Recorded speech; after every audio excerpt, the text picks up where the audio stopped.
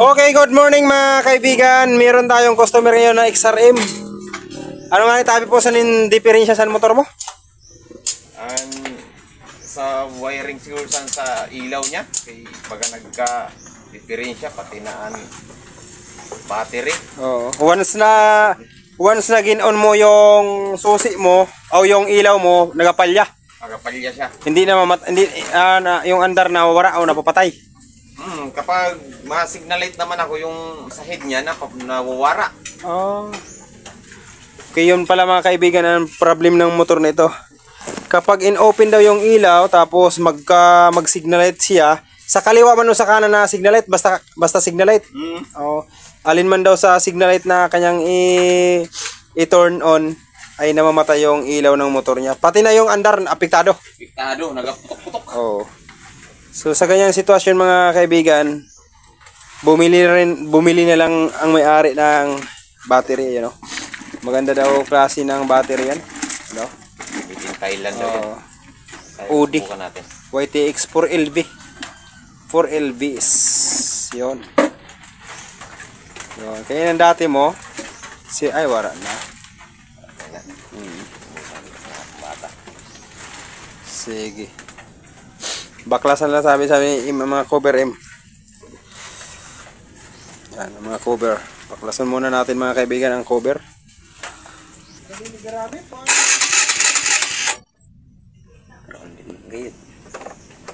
Grounded niya lang eh. Kailangan sa may ilaw dito sa may bumbilya. Ito na mga kaibigan, naka-neutral light tayo pero pag in-start natin, start natin. Hindi siya nagka-kuryente, hindi siya umandar. So yun ang pinaka-dahilan kaya bakit siya hindi umandar, yung natin hahanapin. So sisimulan natin paghanap dito sa headlight.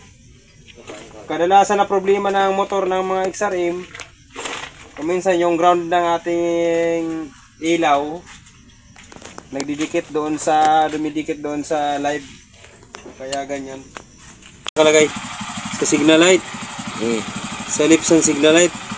Wiring Ito mga kaibigan ang pinakadahilan kung bakit namamatay yung andar o hindi umaandar ang makina, dahil sa paglagay nito ng ating mini driving lights. Yan.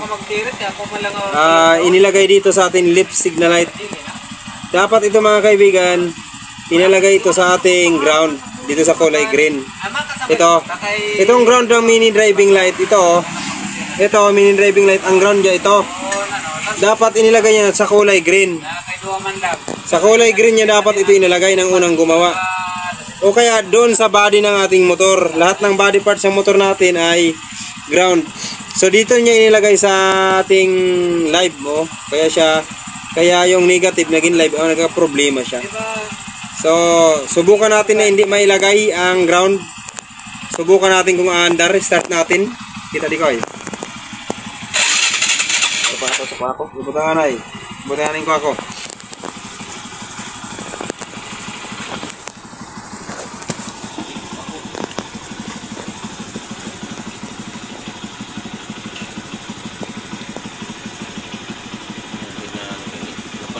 Mahuli ka ng gabi, maisip kan ilaw kan mo. Yan na, start natin. Nag-aasuli na. Ilaw.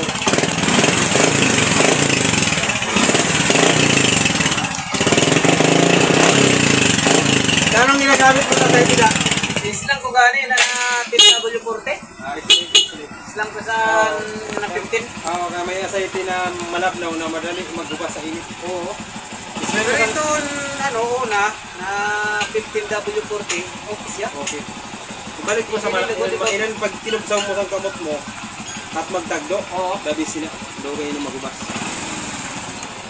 Kaya condition na makinaw. Ayan mga kaibigan. Umi-start na siya. At ganoon din ang kanyang ilaw.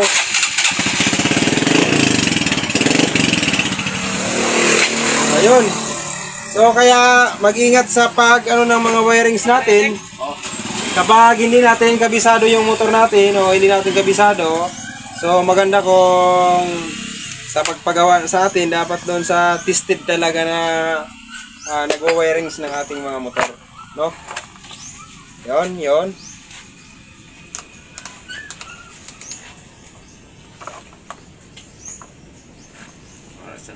Switch na sa